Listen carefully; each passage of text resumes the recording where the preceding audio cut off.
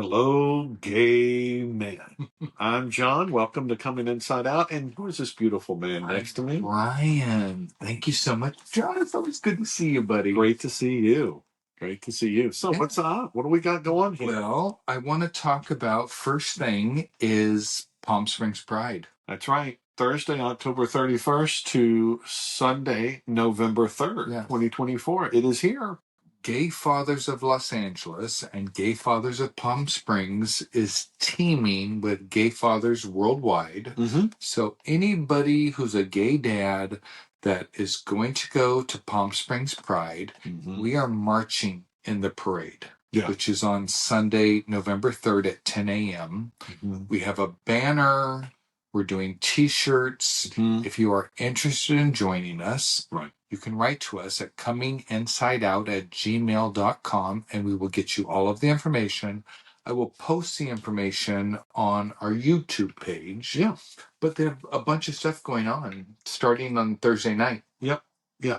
And I love the logo here. Did Bob design this? So this came from Gay Fathers Worldwide. They love us using our logo. Can I show everyone? And I'll post it on there. So but that's our banner. Have you been to the Pride? No. I've been twice. To Palm Springs Palm Pride? Springs Pride. I went the year of COVID when there wasn't really a Pride. Okay. But it was just my first year out, and I went down there, and there was really very sporadically little things happening. But I went last year. I went Saturday to Sunday. Okay. And it's, I mean, you know, if you know anything about Palm Springs, it's a big old party. Yeah. All up and down Highway 111. It's blocked off on both ends. They have bands. They have 200 little vendors with all their little, selling all their stuff. Food, alcohol left and right. Yeah. So that was a lot of fun. I probably walked 20,000 steps that day. I walked a lot. Wow. And, you know, people go there. They go to pool parties. Oh, yeah. They do parties. They do all the, you know, the other stuff. Yeah. I spent more money down there shopping and elected not to go to any of the pool parties. You didn't go to any pool party? Not one? No, because, you know, I think these pool parties are naked pool parties, are they not? Well, I think some are, some are not. It just depends which ones you go to. I don't know. I think I was only invited to the naked ones. I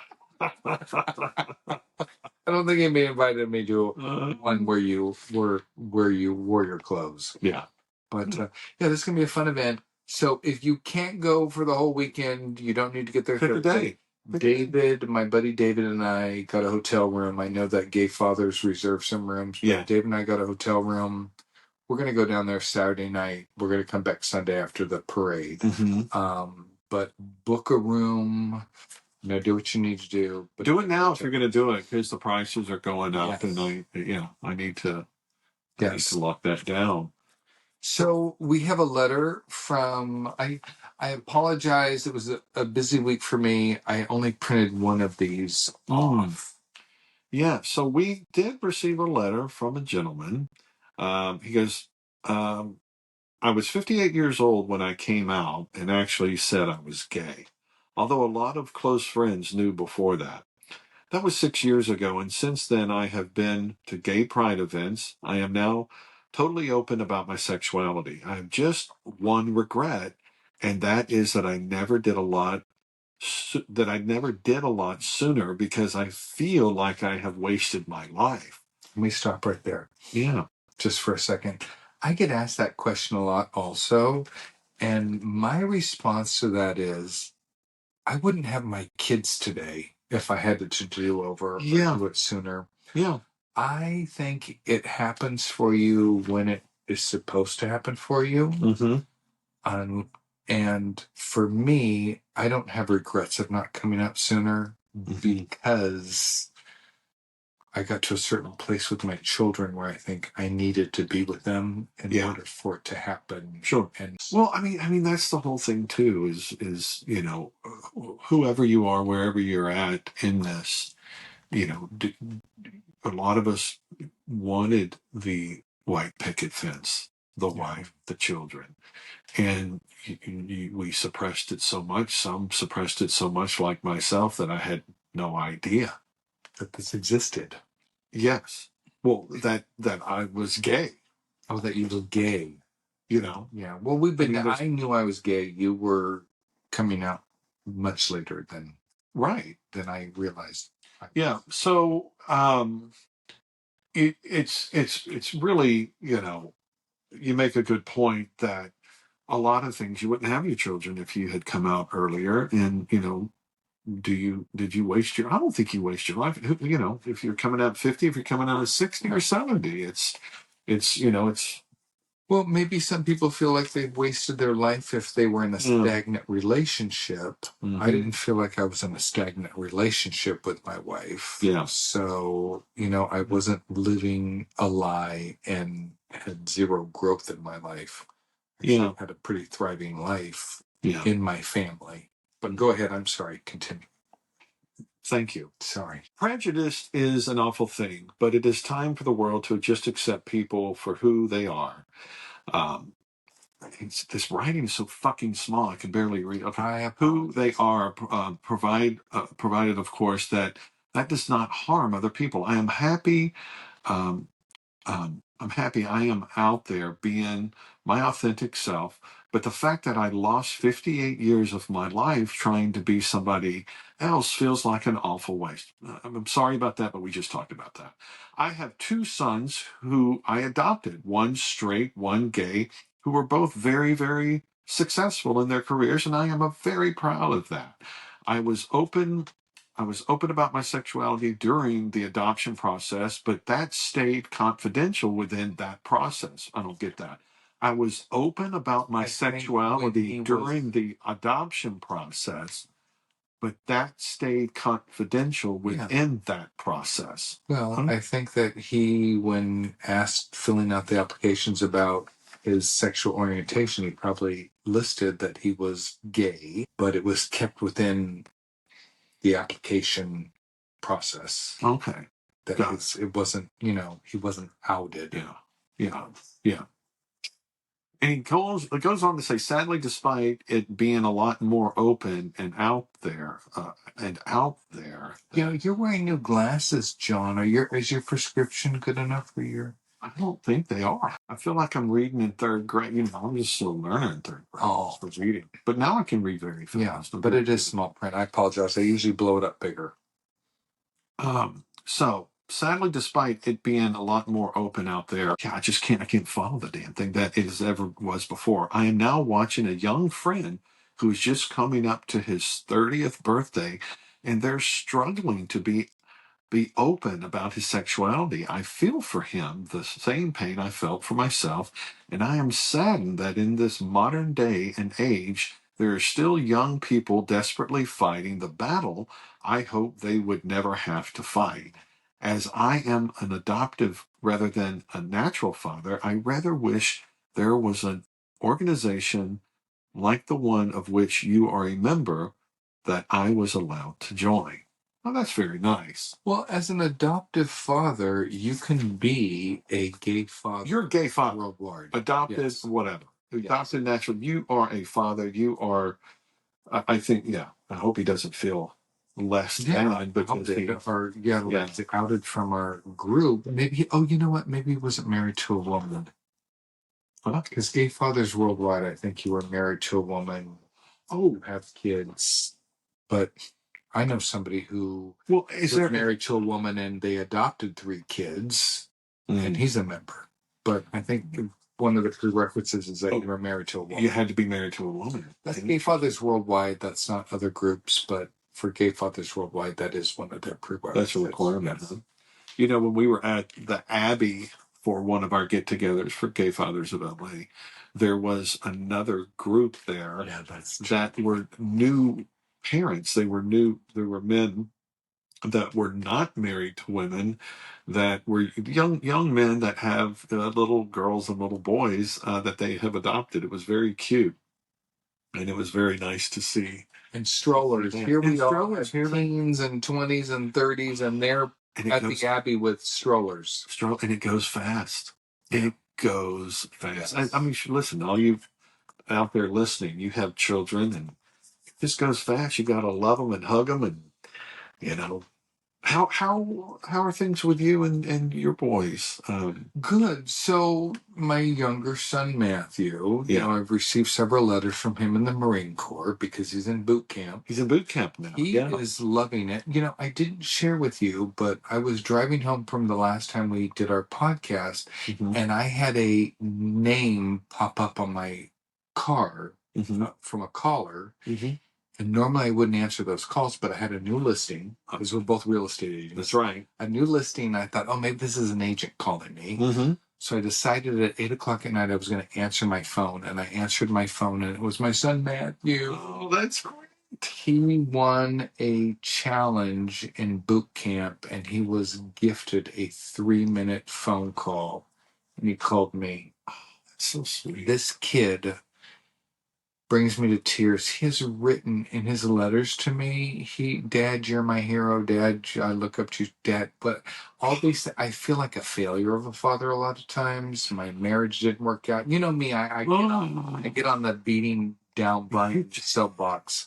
So I really feel like I have failed my children because, well, I'm not going to go down that rabbit hole. Anyways, he has said so many kind, loving things to me. And, I just feel I have felt like I've let him down. But, well, obviously you haven't because you're getting these letters and he talks to you. Yeah. I think when a parent fails, it's they don't have a relationship with their child. That's failure. Or you wake up and they're standing over you with a knife. Well, yeah, that. I mean, yeah. But, yeah, you do. It's so funny.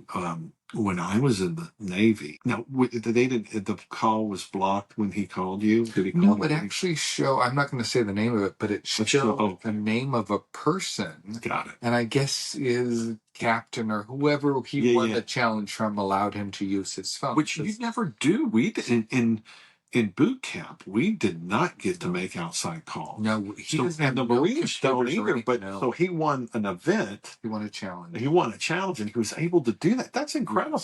And he shared with me in one of his letters that the leader of his troop screwed up on one of their little mission things that were happening. And my son was able to problem solve and figure it out. And now he's his platoon troop leader. Is he? He is? Yeah. So he's okay. We call them RPOCs. I don't know where that. I don't know what that. An RPOC is the leader of. So if you're in the service and you go in and you're in boot camp and there's usually 80 men. Yeah. Exactly. There's 80 men in there, and at the time I wasn't trying to get somebody's bunk. It hadn't hit me. It hadn't hit me. Because you were satisfied with your circle jerks. Yes. You had all these other encounters that you didn't need to have these. Well, I graduated and we've moved on. There was no circle jerks. I was only by myself. But that's okay. I love myself. And so there was 80 of us. And then, yes, in boot camp, you will have what's called a leader, an RPOC, or whatever you want to call them. And we had that. And, the first morning when we were there in boot camp, you came in your street clothes, and then we woke up at 4:00 and they'd hit in the garbage can. Get your fucking asses up. I mean, it was, what you see in the movies. And I think it's much more mild today. Well, they have to be mild today. But back then, well, this was the 80s. What the fucking 40s? Come on. But we didn't, boot camp, you didn't have the phone calls until you got out of boot camp. Yes. And what I want to share with you is back in the 80s, there's no cell phones. No, you can't. So we were in school, and I went to boot camp, and then after that, you get what's called an A school with the Navy. You go and you learn a trade, which is great because you can go out in the world and work or do whatever and continue. They got so many classes, and all of the branches do. And I was, gas turbine tech. I worked on jet engines, but next to us was the satellite school for satellites and everything. I mean, these guys were like brainiacs, right? And but they would get the code, because back then you have to call collect or you have to have a calling card or whatever. Not us, motherfuckers. The Navy, we got into the satellites and got a fucking number, and you go into the phone, because these are payphones. Yeah. You go into the payphones, and you had a number that we call the brainiacs give us, and you put the number in, and you call for free. All right. Well, so were some of those guys calling the 1-800-sex lines and listening to the? Well, when did those come out? Were they in the 80s? Oh, those were in the 80s. Remember, people would get phone bills and they'd be $300 for the 900 number. For the 900 numbers, whatever they were. Okay, you did not have any hookups when you were in the armed forces. You didn't meet another guy. You didn't have anything going on. No, but that existed. Oh my God, the opportunity there? Are you kidding me? Mm-hmm. The opportunity, even on the ships down in the engine rooms where it's all greasy. There's some stuff going on. All right. Well, there you go. But no, there wasn't. There's great opportunity. But no, it wasn't. I had a girlfriend. Okay. I had a girl. She beat me up too. She was violent. She beat me up. You already shared you were a lesbo in the last driving your Subaru in the last episode. And then now I'm a victim. You're a victim. I did. I'll tell you another time. That story is really funny. Well, one of our listeners wrote in and they said they would love to hear from other listeners. Have you ever thought of telling your wife? So this is more for guys that are closeted. Yeah. And at the retreat, some of the guys that I spoke to about last episode about the retreat, some of the guys were still in the process. They had told their wives they're still together. Yeah. They hadn't formed the separation yet. They were still figuring out how it worked. I think as you get older, that becomes harder because as women get older, they don't want to start a new life at 60 years old. They don't want to start a new life at 70 years old. So I think that when these men are coming out at an older age, maybe it's harder. Mm-hmm. But one of the listeners wrote in, have you ever thought about telling your wives? And if you had, what stopped you? So if any of our listeners have not, they'd like to write in. Somebody asked us about that. You mean, to be clear, if any listeners were thinking about telling their wives, but they just still have not told their wife. Yeah, like Jim, who was on our podcast, told us that he hadn't told his wife. He got drunk as a skunk. He was on painkillers or whatever he was on. And then blurted it out to his wife in a drunken stupor. In a drunken blackout. Yes. He didn't even remember doing that. If you didn't listen to that episode, you should listen to it because, unfortunately, the way he came out, he was drunk, belligerent, and his family, I guess he walked into the living room and just told them all. Yeah. And then he passed out. Yeah, he came out in a drunken. And then that's just, I'm glad he's still with us, but that's what's so crazy about how we all have our own process. And unfortunately, some people try to drink or do drugs to numb themselves out, to try to hide who you are and what you are. And you could hurt somebody, kill somebody, or kill yourself, or kill, and it's just, and there's no judgment here at all. It's just so sad that we're in this, and I'm just glad we're here to help out, anyone, and I hope you can take away something that helps you. Well, I think drugs and alcohol help a lot of closeted gay men mask what they're going through. Sure. Well, of course, it's their coping mechanism. So I think it's very prevalent. Or eating. Okay. Yeah. I have something really funny I want to tell you. Okay. Because I don't know anything about OnlyFans. I know nothing about it. I thought people took pictures of their feet on OnlyFans and charged $5 for you to look at their feet or whatever like that. Mm-hmm. Really am not up to date on what OnlyFans is. So I was communicating with somebody online.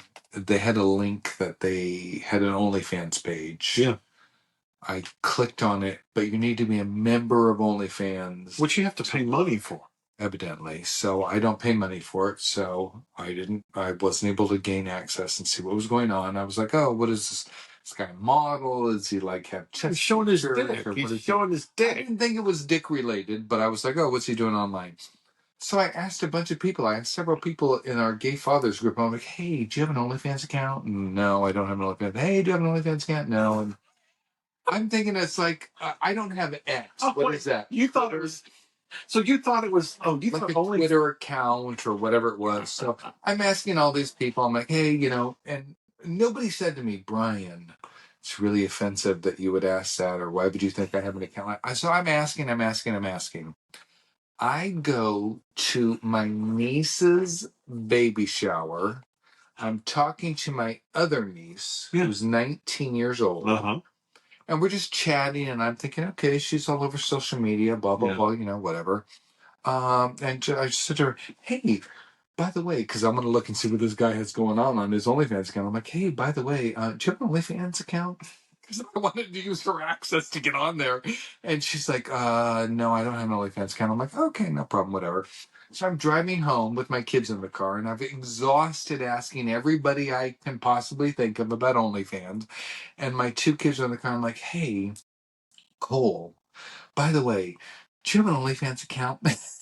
My son Cole, his eyes got so big, and he said, so basically you're asking me if I do porn? Oh. And I said, no, porn? No, that's not what I'm asking. Yeah, I thought you did. I thought OnlyFans was like Instagram, YouTube, right, Twitter, whatever. I had no idea. So my son set me straight on what OnlyFans is. We didn't set you that straight. Well, didn't set me that straight. But yes, okay, so OnlyFans, you log into that to watch porn. Why wouldn't you just watch free porn on the internet? Well, look, I mean, because... Is it? Well, we're in a society. Well, we're in a... Do you have an OnlyFans account? I don't, and I've never joined one. And I mean, the way I learned it was off Grindr. People are like, well, go to my OnlyFans page. I'm like, why the fuck do I want to go there? Because they want money. They want money, and so, look, it's a different generation, of course, but there's different people that follow. Like you follow a lot of people on Instagram, or you follow some hot model on Instagram. You follow some hot dude, either fucking, sucking, whatever, showing, or a woman, pay for it, and you pay for it, and that's how they make money. That's how they're making their living. We should post this podcast on OnlyFans. Really? Anyways, you said you want to talk about the Emmys. I don't watch any of these, what do you call those award shows? I'm like the last person to watch the Oscars, the Emmys, the whatever, all that stuff. Yeah, I mean, oh my God. Okay, you call. Let me see. Do I have it on here? Yeah. What's his name? The hot guy, Greg Berlanti. Greg Berlanti got the Governor's Award at the Emmys this past weekend, and he's a writer that that's been in the industry for many years. I think he started Dawson's Creek, or he was writing on it. But he's a gay man that came out, and he's so inspiring with his story. If you haven't watched the Emmys and you want to YouTube it, just do it. But what a gentleman! I'd love to get him on our podcast. He's Greg what? His name is Greg of Berlanti, Berlanti, Greg Berlanti. And it's just, we have so many people in our community that have done great stuff. Yes. But everybody that's done great stuff started somewhere, and they have a story like yours and mine. Yes. And it's just nice to talk to people about that, because again, I thought my business was going to be wiped out. I thought I would, we think of so many bad things, but I mean, gay is a disease, doom and gloom. Right. Yes. Right, exactly. And when things just get you down, it may be the best thing getting you down that helps you get to another level in your life. And this guy, my God, he has accomplished so much in the entertainment industry. And yeah, he's just did so much. So it was nice. It was nice to see being represented at the Emmys with a gay man. Very nice. Yeah, it was nice. I mean, and they're pushing it. I think Hollywood has done a lot, in pushing the diversity of the Oscars. And so you watch all of these shows because you are an actor. Yeah. Yeah. You did a commercial recently. I did. Did you not? I sure did. I did an Uber commercial. That's right. I didn't even know that Uber did commercials. Well, this is a new. This is Uber's coming out with a new. I don't even think I can talk about it. Okay, I can't talk about it. Right. Oh, I can't talk about it. Compete. But it may hit the States. But I guess I can't. Yeah, I did it with some big movie stars. Big movie stars. And so it was fun. So yeah, I don't know when it's going to come out, but I just I did that. And what else? No, that's about it. All right, I could do that. Well, when I was on my gay retreat, I shared with you that one of the men was conscious about his feet and wanted to get his first pedicure, his manicure. Yeah. So he went and did that. A couple of us were there with him, and we were bantering back and forth while we were at the salon with him. Have you had your feet done before? Yeah, a mani and a pedi. Yeah. I don't usually do my fingers, but I've done my toes, but I've never painted my toenails. Oh, yeah. Are you open to painting your toenails when you do a manicure or pedicure? Well, do you mean paint them a color or paint them a clear coat? No clear coat. Color. Yeah. I see it everywhere now. I see it, all the young men are doing it. But I think that heterosexual men are doing it as well. I don't think it's gay men that are doing it. No, exactly. Some rockers are doing it. All right. Well, the next time I come in here, I may have some painted toenails. Look at you. Why not? I'm wearing the hot shorts. I'll get the toenails painted. Well, too. Like one of my toes, when I was third grade, I was at the YMCA and I was doing some flips on the mats and stuff. And I was a husky little fella. And so I'm doing my mats and I do a somersault and I land on my feet, but my toe hits the mat and my toenail flew across the gym. Oh my God. Yeah. It flew all the way across the gym and it hit the wall. You could hear it bounce back and you swallowed it. No, it cut my neck. And it came back and cut my neck. So my left little husky toe had no toenail on it, and then a new one grew back, but it grew back a little bit thicker, and it grew thicker than the other one, and still to this day it's a little thicker. That doesn't, because your toe's supposed to match. Well, my right toe nail doesn't match my left toenail, so it's okay. And I thought, and it's not gross or anything. Because I get compliments. I get compliments on my feet. Well, me too. Okay. Yeah, they say, John, you have nice feet. I'm like, oh, well, thank you. We should do a contest. Foot off. Anyway, so never mind. That's another part. But anyway, that's an OnlyFans. Yeah, that is an OnlyFans. It absolutely is. But I always thought, maybe I'll paint it. But no guys paint their toes, back then. But now, today, forget it. It's paint your toenails. I can totally paint my toenails, but I don't. One thing I wanted to bring up. Yeah. My wedding ring. I have been divorced since May of 2024. Yeah. I think my wife sold her wedding ring maybe even before we were divorced. I have no idea. I still have my wedding ring. Mm-hmm. I pathetically sometimes still wear it when I'm at home by myself. You put it on? Do you really? I do. Sometimes I sleep in it. Do you fuck it? No. It's not. It's too small to be a cock ring. But what do I do? Well, first of all, with my wedding ring. Okay, that's a question to ask that psychiatrist that we're going to have on here. All right. Because, that's something. You put your ring on and you want to be married. Do you want to be married? I do want to be married. And my wedding ring, I got married in the 90s. My wedding ring is a gold band with a thing of diamonds on it. Okay. And I thought, if I ever get remarried again, I would just melt that down. And I would do a white gold and use the same diamonds. Yeah. But maybe my partner wouldn't want me to use the same diamond. I have no idea. So anyways, I've held on to it. You're such a romantic. I don't want to get rid of it. Well, don't get rid of it, but you can always give it, maybe one of your kids may want it when they get married. a boy want his father's divorced wedding ring to give to wear for his? I don't think so. But I'm coming to a place in my life where I don't want to go home and feel lonely and put it on at night. My God. So what do I do with this ring? If you're listening to the podcast, do you sell it? Do you sell it. take it to a pawn shop? Well, look, listen, it gets deeper than that. I mean, it really does get deeper than that. I don't want to pawn my freaking wedding ring. I worked for 27 years. But you're going home and you're putting it on by yourself.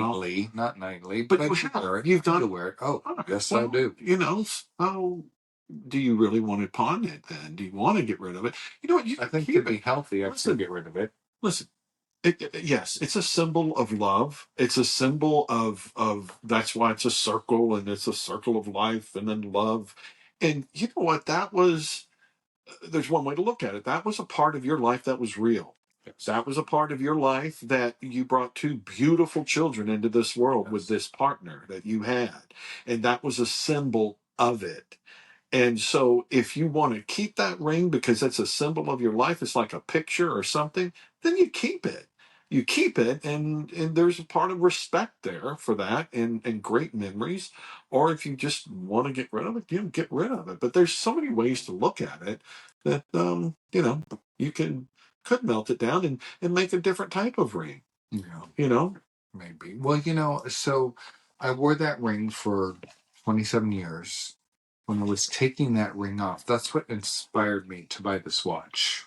Is that okay? I was taking off a piece of jewelry that I wore 24 hours a day, 7 days a week, and I thought, okay, I'm going to take this off. I need to replace it with something. But one of my coworkers back at the time said, if you're going to buy a watch, view your watch as it's a time for change.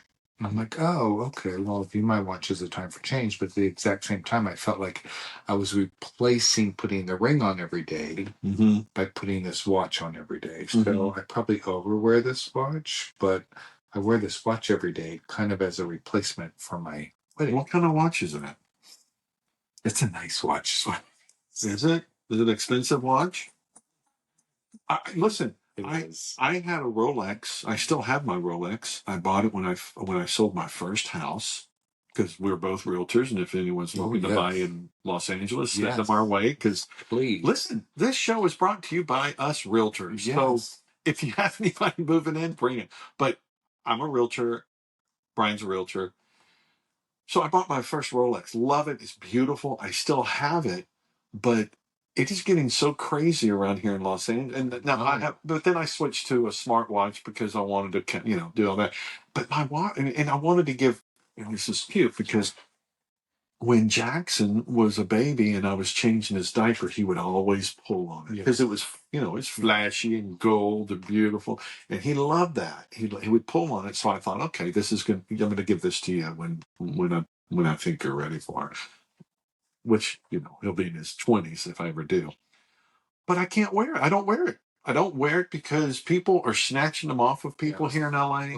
Well, they'll shoot you for it. They'll slice you for it. They'll follow you home. So, but I'd stopped wearing it because of my smartwatch. But now it's like I was going to wear it the other day. I thought, no, I'm not. Well, I live in a different area, different part of LA, which doesn't have a lot of crime. And I wear my watch. Well, and I walk a big German Shepherd most of the time, so I wear my watch all the time.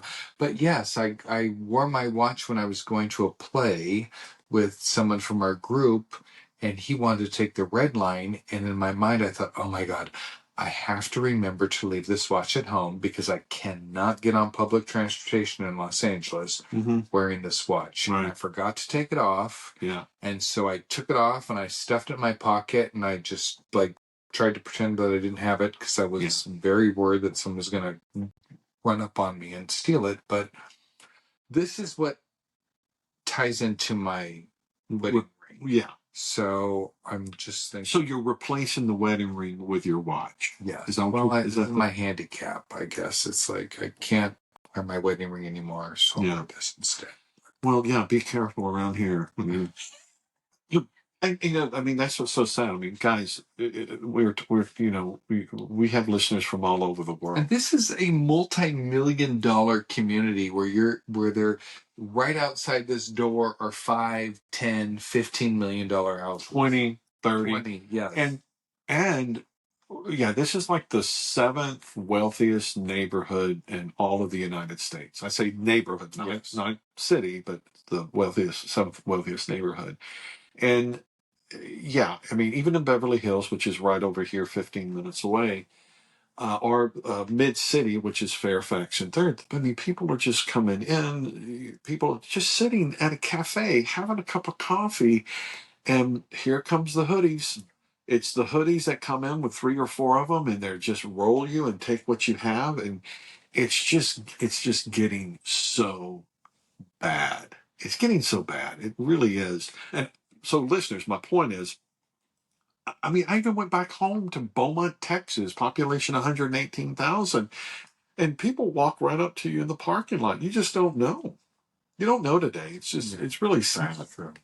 That's true. It's really sad. So wear that watch proudly. Yes. We'll see if we'll see if it's going to be on them next week. Well, I won't go. Yes. It's been on me for 4.5 years. So. Oh, well, good. Let's see.